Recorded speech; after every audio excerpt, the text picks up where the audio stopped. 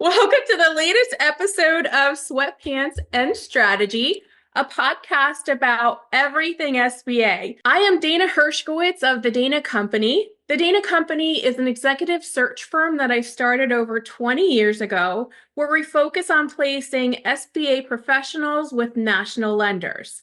Let's loosen our sweatpants and jump into this week's episode.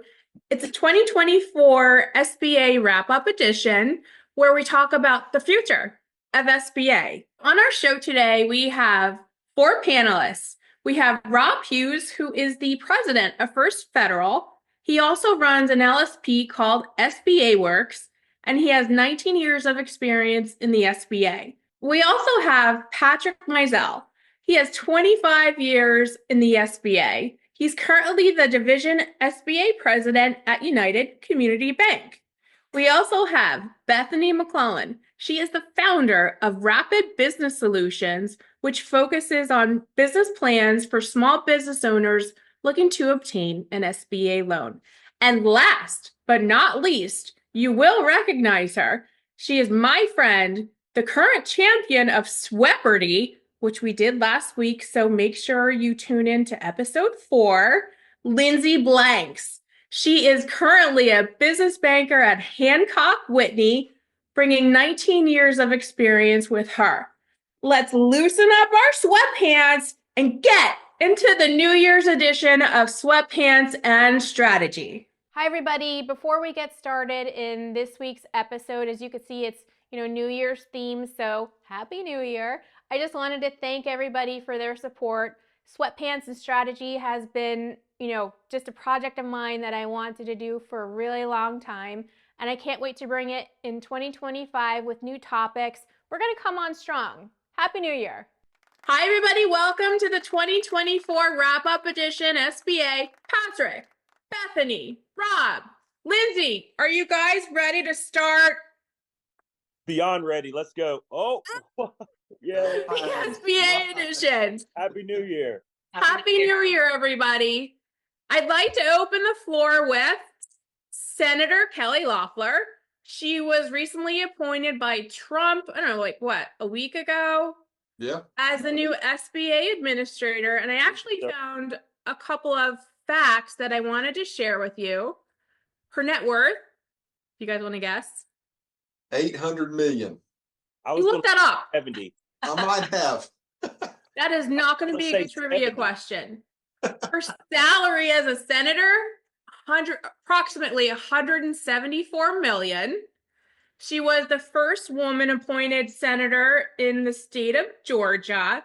She's actually the CEO, and I hope I pronounce it right, BACT?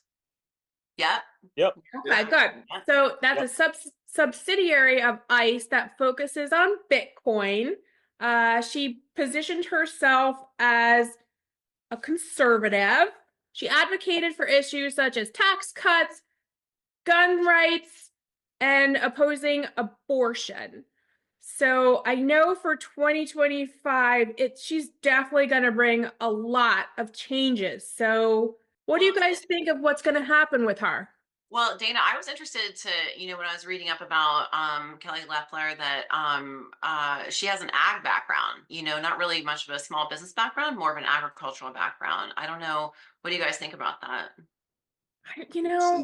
She's originally from Illinois, I think. Is that right? Did I read that right? That's where the ag background has to come from, right? I mean, from country in Illinois is there. It makes sense to me.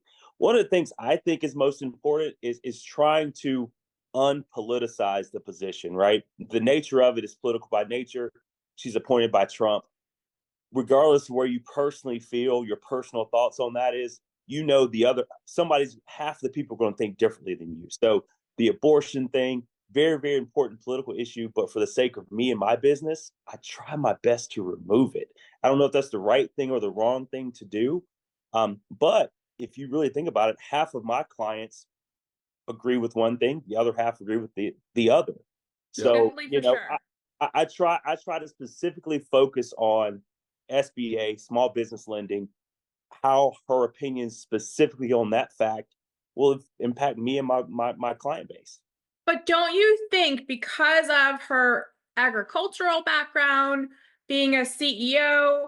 It's helped develop her to where, she's the new SBA administrator. If you try and focus on, just the SBA, you have to look at her background because that's what led her to where she is. She does seem like she is probably a get shit done kind of person. Yeah. She looks like it. I mean, I was actually surprised he nominated her.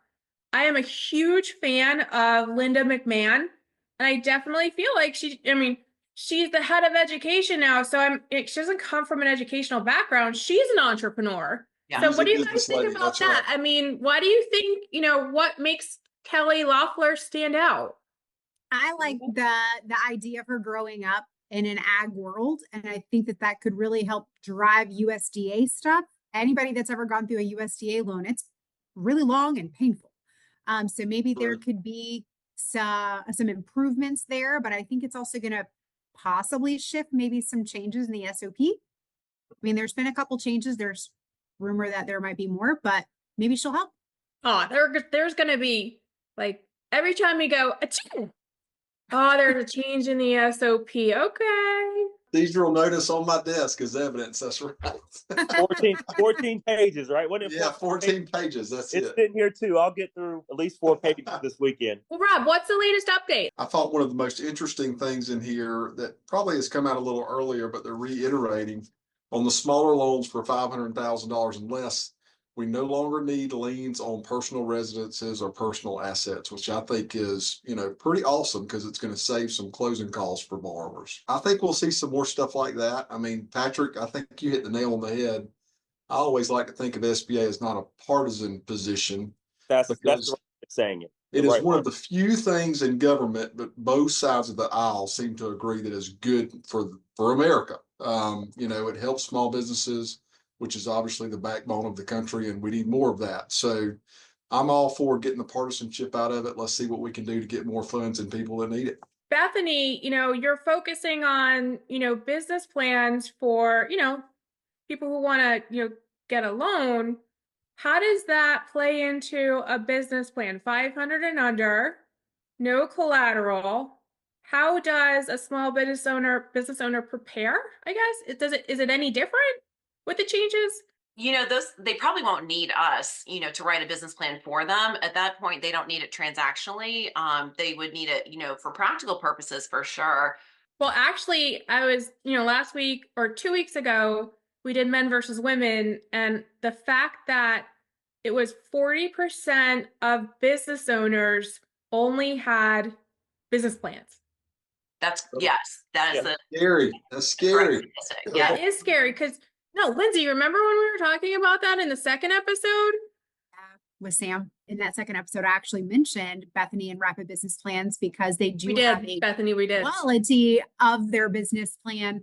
Because I really do believe that's probably one of the areas as well that some of the micro lenders do have more of a handheld approach. They don't throw anything together and they really do follow up with you. They have a plan in place. They don't just give you a business plan. They actually check back to see if it was working the way that you had implemented. And if your revenues are staying in that same stream that they projected, is it lower? Is it higher? What things that they could do to help. So, I really do think that business plans do need to be leveraged a little bit more and have a better quality to them. And sometimes it does come at a price. Some of the same pain points as like estate planning attorneys who think that everyone needs a will and trust, but only people that, have a very good reason to get will and trust have them. And so this is the same thing with business plans. People, ask us or they go to the SBDC for help with their business plan because they need it transactionally. And, I obviously feel that everyone needs a business plan for their small business. I'll say as a lender for us, it really paints the picture especially for doing a projections-based deal, right? Because how else can I believe your numbers if you don't have a business plan and assumptions that really paint the picture and lay that out for me? And it shows me that you've kind of done your homework, maybe work with somebody that understands that type of business. Maybe you've done some NAICS code research and review, some RMA. You're kind of looking at those percentages, cost of goods sold, what your gross sales numbers ought to look like, and other business owners that are in that industry also. So we do those comparisons at the bank. And if those numbers seem way out of whack with RMA or NAICS code standards, I'm going to ask you why. Why do your margins look so better than 99% of the other businesses sitting out there? for the do-it-yourselfer that wants to do their own business plan, we use this software called LivePlan. You can go to liveplan.com and get it. It's available to anyone. Has a really great interface for like the financial projections piece of it. And it also has a plugin. It's free of charge. The plugin actually gives you data from, its NAICS code in, whatever region that the business is in. So it's really pretty powerful, useful software that we use for all of our business plans. Let's get back to the 500 and under. I know that there's different banks. Like Patrick, how do you go about doing a $500,000 loan? So, I mean, it's actually funny. A new meeting just got put on my calendar for next week. We've differentiated. We're still at the 350 number, right? So I've been actively still been working on trying to get better, more efficient, trying to be competitive in the small business space. The economy started to make a little slow downturn over the past several years. We inevitably started to write more, make the process a little longer, a little more time consuming, which is the opposite of what we should have been doing. So now we've realized that we've noticed it. So we're consciously trying to speed it up, being quicker to market, because ultimately we have to be competitive. I mean, I'll use your bank for an example. So, Jesse, who works for Patrick, is the head of healthcare.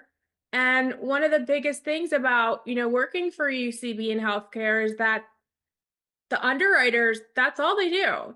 Yeah. That's, they're not, a conventional underwriter looking to do healthcare. They're specifically trained for that. So I think that, in the back office 500 under space, you need to have those specific skill sets, because if you have an underwriter doing $1 million deal, they're going to look at it like $1 million deal. What do you guys think? Definitely will. And having specialists in each is wonderful, right? Industry expertise, there's nothing in the world that can replace a person that truly understands the nature of a person's business. And that's one of the things that a lot of lenders, not just us here at United Community, try to do, is try to make sure our underwriters are closers. I agree. And I think, you have an SBA specialist who doesn't do 504, and then you have a specialist that does 504.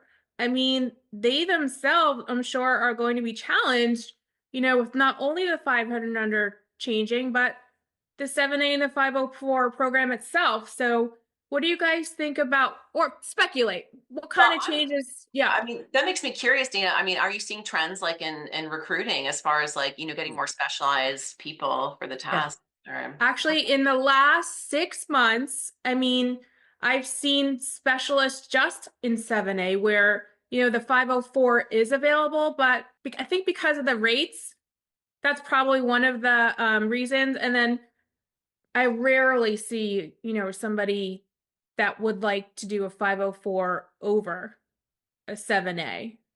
Yeah. So 7A is going to be kicking it next year. And I don't know, changes. I think it has to do with the request. I think it has to do with the person.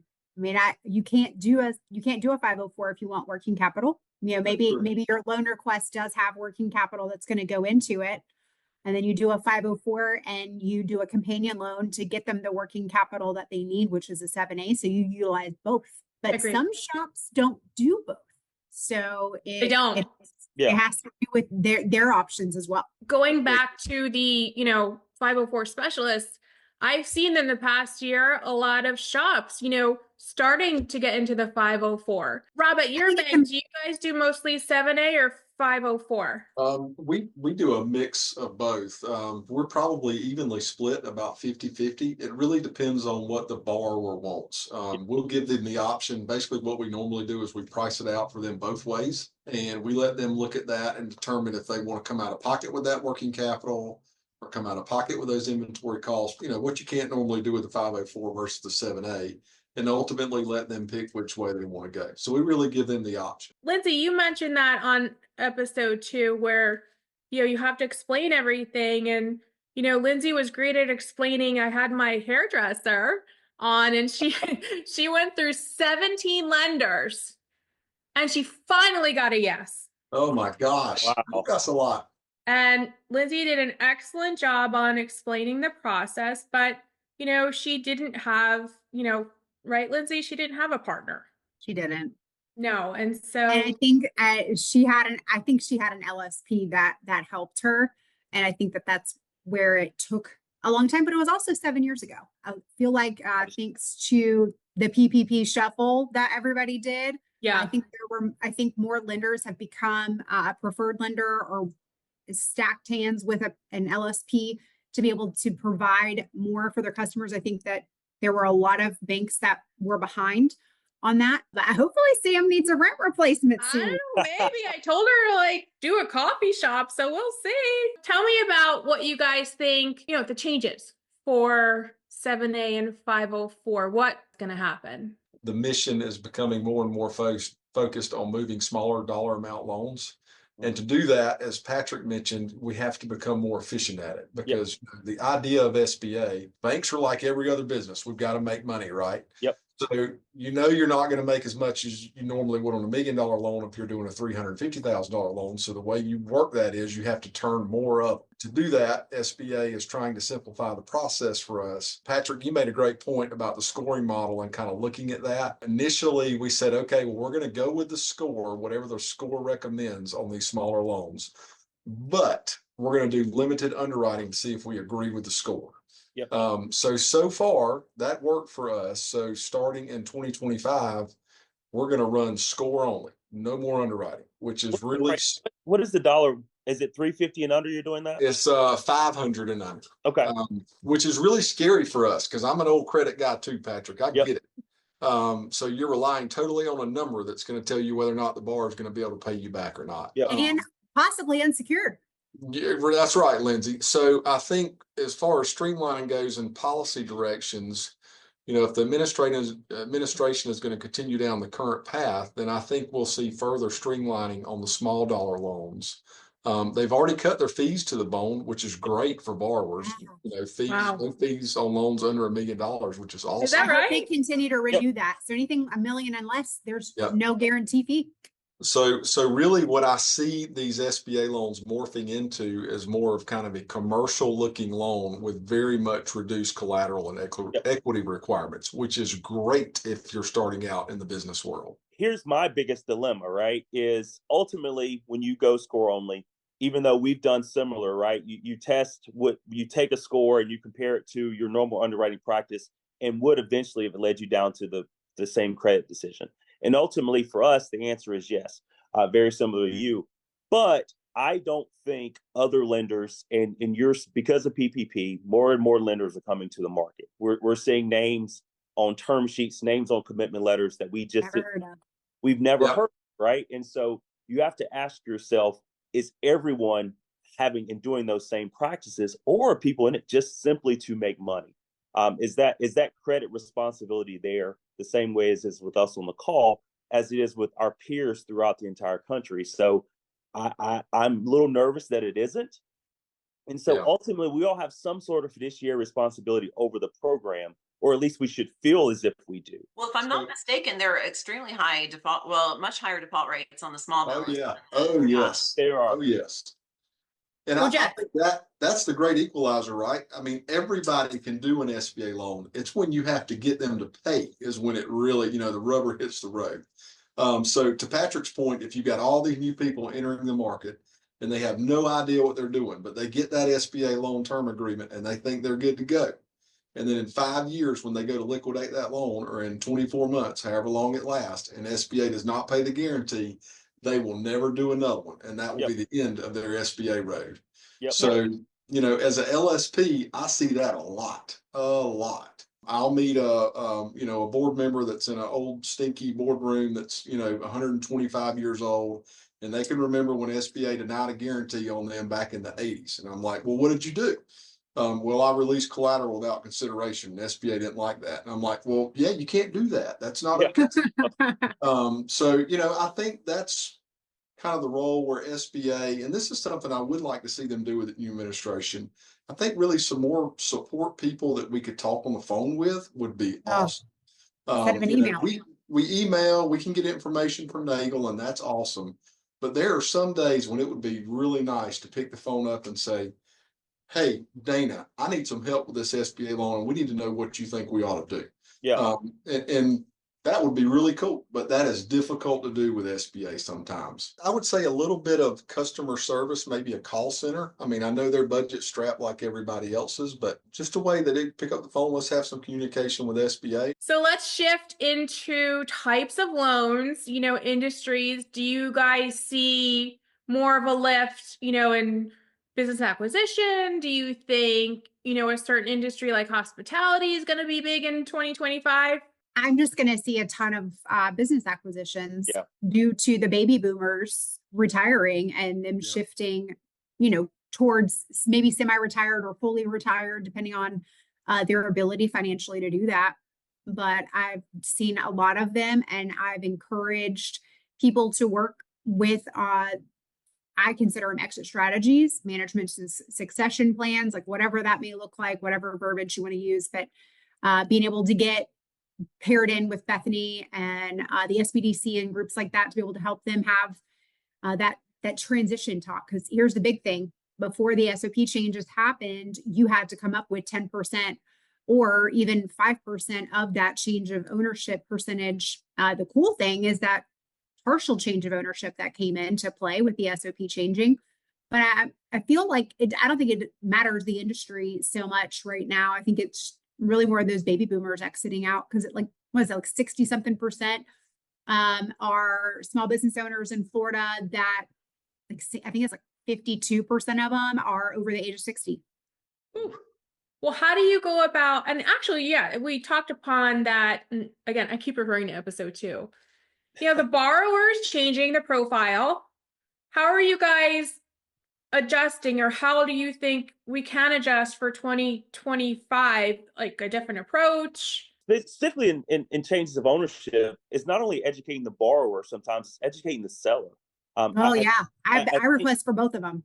Yeah, I mean, because the seller, so much with the recent changes in the SOP, the seller's ability to carry back is potentially a game changer. It makes these small businesses affordable to people who aren't, who are still in their earning years, right? The 30-year-olds who are technically in their earning years that have saved up a little bit, but they don't have $1 million in retirement, right? Unless they have the rich aunt or the rich uncle, they're normal working class people who have the skill set, but just haven't had the time to accumulate the wealth to drop a $500,000 equity injection.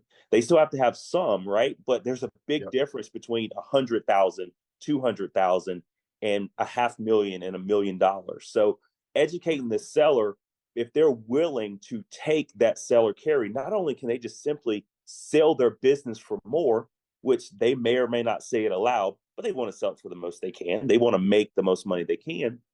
But educating them, sometimes it means, hey, Mr. and Mrs. Seller, go talk to your accountant, understand the potential tax benefits of taking this $1 million on carry, getting paid interest, or having it on a partial standby or on full standby.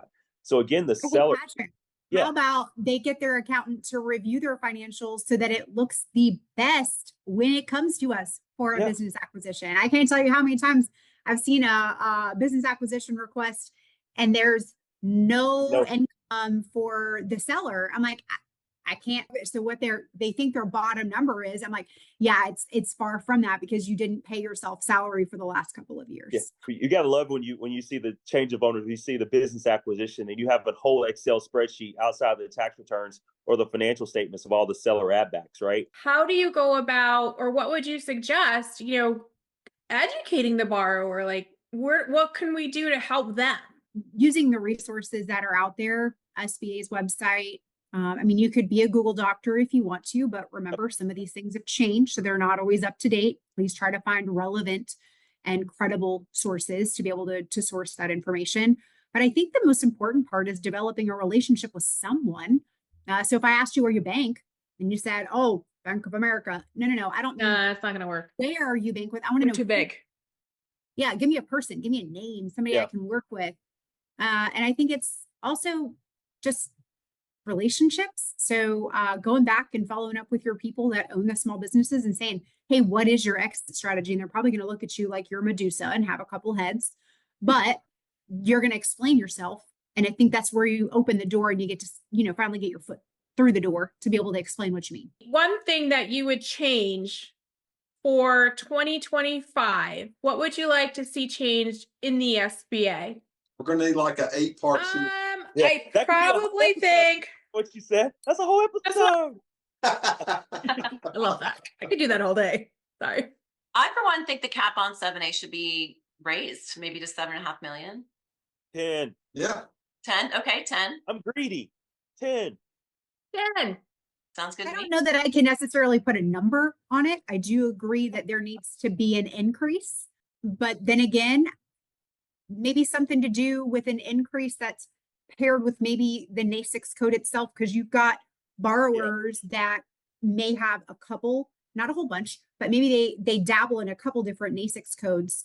And maybe we put a limit on this exposure of this NAICS code with the same borrower having a request. So, for example, gas stations versus the restaurant industry. Maybe they have an umbrella and they can only express so much in one NAICS code. Rob, what do you think? What's the one change you want to, what that was so interesting with you is that, yes, you talk about changes.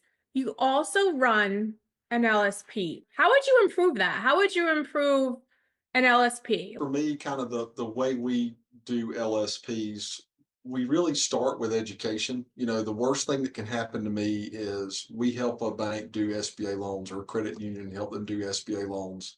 And then they get hit with an SBA audit and they answer the auditor, well, I don't know, we just call our LSP, right? I don't want that to happen. For me, I love the SBA program and I want people to love it as much as I do. And the way you get them to love it is you get them to understand how it works. And the only way you're going to do that is through education. So when we have calls with borrowers, that's one of the things that I ask them to do. Hey, if somebody sits in front of you and they're talking about what they're trying to do, and you think that may be a potential loan or an SBA loan and not going to fit your commercial box, immediately pick the phone up and call me and let's talk about it. And so as they hear me having those conversations and asking those questions and determining if that loan is eligible, my hope is that they haven't zoned me out and aren't working on an email on a separate screen, but they are hearing that and learning what you can and can't do with the SBA program.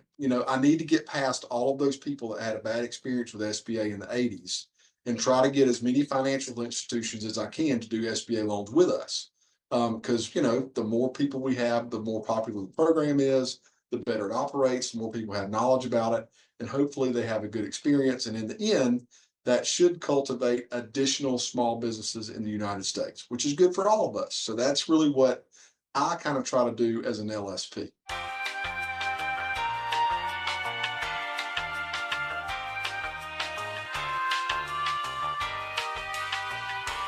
So from personal experience, I've dealt with like 2, and the education that they bring for underwriters is lacking, like so lacking. We spend lots of training time with underwriting. We provide sample credit memos. We go through eligibility checklist. I think the other thing you got to do is you got to leverage technology, right? You got to leverage partnerships to come and help you. So if you find a great underwriting firm, and that's one of the things that we're working on now, is we're actually working on a partnership. We're going to bring a group in that's going to offer SBA specific underwriting services with online portal for our members. Basically, like for software? It's going to be software. It's going to be a really slick program. Bark? Do what? Bark? No, not Bark. I can't say. I'm not at liberty right now. But I promise you, we won't tell anybody. But you can like and follow their Facebook page for more. So we're building out an SBA specific underwriting platform that's really going to be a digital tool that banks can really plug into, and it will be custom to their logos or whatever they want it to look like. So again, I think to do that, you need to leverage technology, make sure you're working with a company that's good, that has some good clients already that you recognize and know, and just use that as the tool. I mean, all of these things that you're saying are positive and better for the SBA. So how do you get, Kelly Loeffler to listen? How do you get the administration to be like, yeah, let's do it? Yeah. I mean, and you just have to hope that the senior leadership and the board at NAGL shares these ideas. I mean, Rob, that's a wonderful idea. Never once did it cross my mind, but I think it's a wonderful idea. This fiscal year, there is scuttlebutt talk that this may be the first year, and if the information is out there already and I'm just not aware of it, I apologize. But to my knowledge, this is the first year that potentially the SBA was not a zero subsidy program. I mean, I think, Patrick, to your point, I mean, obviously, if the program starts experiencing losses and the Congress has to crank some money into the program, I think we'll see some of those guardrails go back up pretty quick. Yeah. And it makes sense, right? I mean, somebody said earlier in the podcast that this is the guarantee fees gone away for loans under $1 million. So over the past several years, which is a positive thing, right? I mean, easier access to capital, more fundable, access to capital. That guarantee fee goes away. And you're making it easier in the small loan program to get money out to the streets. So a lot of those guardrails come down. Fraud increases. I mean, there's just no way around it. People can apply for SBA loans on their phone, like we just talked about. So no money coming in from the guarantee fees, more loans going out in the smaller loan space, which is, the highest charge-off space that we have. Somebody else mentioned that earlier. It's just inevitable. But as a bank that just went through an SBA audit, I think it's interesting to me to read the audit questions where they kind of ask a question like, do you score loans? Okay. Do you also score similarly sized commercial loans? And, you're kind of supposed to do what you do, right? That's kind of the new word we keep hearing from SBA. Obviously, we don't score our commercial loans. We underwrite them like regular loans. So therefore, it's kind of hard to differentiate those two. And your fear always is SBA going to beat you up because you relied on the score and didn't do your full-blown underwriting like you do on your commercial loans? The answer is probably, yeah, they are. But if I'm an SBSS and I have no commercial portfolio and I'm doing straight score-based lending, SBA can't beat me up on that because I have nothing else to compare it to. So then that may put your banks, more traditional banks and credit unions, at a significant disadvantage when it comes to SBA lending versus SBSSs or whatever they're called. That same banker that we were talking about earlier that Rob mentioned that had a guaranteed denial in 1980 still hates SBA, and now he's CEO of the bank, and he's like, the heck with it, we're never doing SBA again. You know what would also help, Patrick? I heard there's a great recruiting firm called the Dana Company. Really? Yes. She's never heard of her. Good. You should, exclusivity on, positions. Really good. Just saying. In the future. Yeah. I had to plug it. Closing out. What's your New Year's resolution? Personal, professional? Okay. And I'm going to say that Bethany's probably one of the most organized and very focus-minded in the future thinking. So I bet you, out of all of us, Bethany has hers already figured out. Bethany, what do you think? Actually, if anything, I think my goal is to maybe read a little bit fewer books in 2025 and be more fewer. You're reading fewer. How are you reading now? Be more present with my with my loved ones and be more present. Listen, she probably reads 2 or 3 books a week. Probably 2 books a week. Yeah. Wow, that's awesome. She's a monster. It gives you that's a strong goal, a better work-life balance. Yeah. So, my New Year's resolution is, you guys may or may not know, I have a 12-year-old daughter. I just want her to smile. That's it. Good luck. Good luck. Yeah. I know, right? I am so sick of, 5. I don't know. So my New Year's resolution is for her and I to spend more time together, Bethany, and, to increase, business and just keep on going with this podcast because I really love it. Or what would bring you guys together? If you never would have met each other, or maybe, you guys know each other, but that's why I love doing this. It brings people together. Thanks, Patrick. What's your New Year's resolution? Oh gosh, work-life balance is always the one, right? And so most of I took over the president role in October, but been with United for 10 years. So I think over the past couple months, that whole work-life balance thing has maybe gotten a little out of skew a little bit. So work real hard in 2025 to get it back. And then truly from a professional standpoint is maintaining the team I have and grow it. I was brought on to try and grow and get more business and, just keep busting hump, trying to get more deals in, more good quality deals, on the books for our team. I mean, that's a good goal in growing. That's why, this girl, from that recruiting firm, the data company, she's so good. Yep. Rob, what do you think? For personal, definitely spend more time with my family, my kids. My father was diagnosed with dementia this year, so we're dealing with that. I'm sorry. Yeah, I mean, I think that just kind of tells you, how short a time we really got. So you're right. You have to live life every day. Absolutely. Professional, really education. Really want to get, obviously, I told y'all that was important to me from an LSP standpoint. The more banks and credit unions I can educate about SBA, the more folks come over here in the fold with us in this crazy world we call SBA. So, it's a calling. If you're going to do SBA, it's kind of like being in the ministry. You better be called to do it, or you will not last in it very long. So it's calling. So you either love it or you hate it. You can't be in between. So true. Lynn, last but not least. Okay, so professionally, this has been a goal for the last couple of years, is really truly going out and finding those baby boomers that want to exit and have that better work-life balance or completely retirement life. Personally, we have taken a shift, and my husband and I are gonna build a new house next year. So now, congratulations, Lynn! Woohoo! I'm gonna start praying now. So we're gonna test the marriage. It is indeed a test. I will testify to that. It is a test. I mean, we went through a complete rebuild from Hurricane Michael, so we're all right. But we didn't do the ground up thing. It was just a remodel, but it was just as painful. It's always a travel. It's always a journey.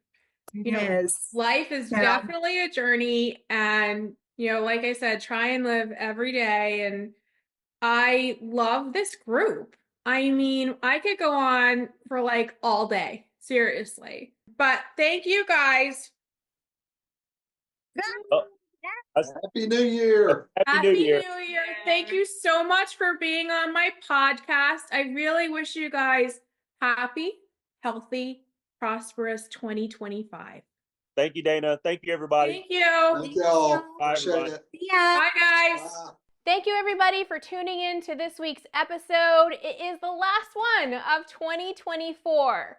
I think you should make your New Year's resolution to like, subscribe, and comment to Sweatpants and Strategy. And we will see you in 2025. Happy New Year!